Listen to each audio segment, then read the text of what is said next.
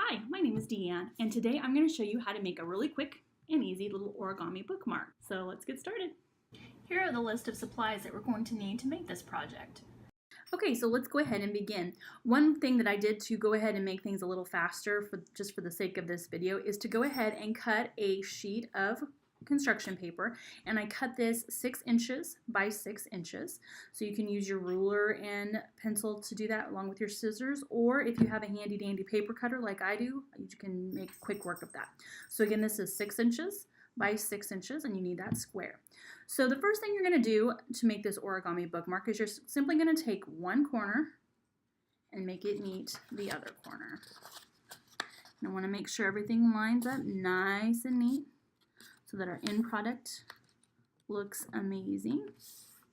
And then you just want to give it a good crease. Okay, so I'm going to go ahead and turn it around for the sake of the video.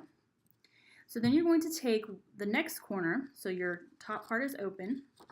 You're going to take a bottom corner and make it touch the top corner. We're going to make another triangle fold. And we're going to crease that to make it nice and neat. And you're going to do it again on the other side. So you're going to take this corner and make it touch the top corner. Again, that top is your open part.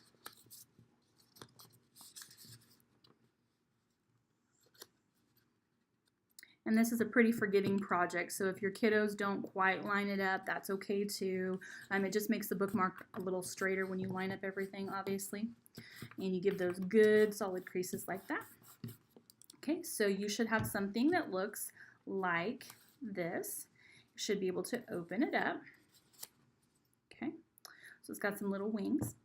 Then what I like to do is I like to go ahead and turn that around so that my big open part is at the top. And we're going to just do something really quick, really easy with this. We are just going to simply take this guy here and we're going to bring him up in between the other 2 points.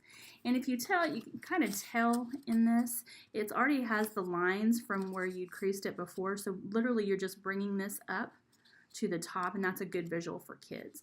Now you just want to use one layer in this, so your bottom layer is not folded up, just the one. And then you're going to take one corner and you're going to simply bring it under that top layer that we just folded, and you're going to tuck it and you're going to crease it just like that. Okay, we're going to do the same for the other side. You're going to take this corner, we're going to lift up that little pocket that we created, tuck it under, make sure your point gets all the way down in there, otherwise this doesn't end up quite as nice and neat. Keep pushing that in there, and then you just make a quick crease. And really that is all there is to it. You've already just made a little bookmark. The rest of this video is just some optional ways you can either dress up your bookmark or ways you can incorporate these bookmarks into other subject areas other than art. You'll find that there's some places you can use them in history, reading, writing. You can have them in science. These bookmarks could become aliens, historical figures, insects, you name it. So your limit is really just your creativity and your imagination.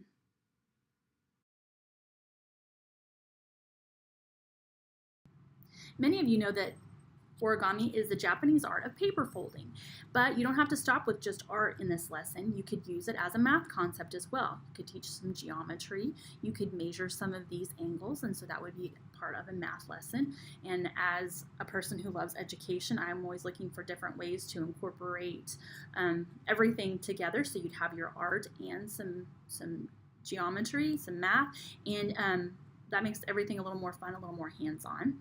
Something else you could do is you could read a book maybe about an alien or a monster, and then the kids could create their own, just like I've done here. So I've just taken some of that white paper and I've just colored in some eyes and added some teeth. You can also give it a mouth if you wanted to. To do that, you would just use a 3-inch by 3-inch square, and that completely fills in that portion down there.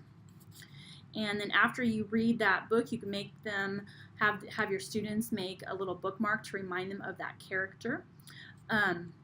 Also with this, just because I'm a little bit crazy with crafts, I like to do things just a little differently, spruce them up just a little bit more. This is actually 2.5 by 2.5 inch square, and so that kind of gives it just a little bit more of a mouth look. But again, you could read a story. The kids could do some recall and sequencing with this after they make their bookmark. Of course, to be able to use it, you can add tongues and different things to it. Maybe even antennae if he was a little alien guy. But you can use this for lots of different subjects. You can go ahead and read it. Like I said, reading. You could even have the kids write their own story about their monster after they've created it. You could have them make their own story, and then they could share it with the class. You could use it for a history lesson. You could maybe have them pick a famous person in history, and it could become George Washington, or it could become, whoever that person is, and then they do a little bit report about it for the class. So there's lots of different things you can do with this. It doesn't just have to be an art project, although art projects are fun by themselves. But again, I like to incorporate just as many things as I can together just to give that rich, broad experience for the kids. Thanks for watching.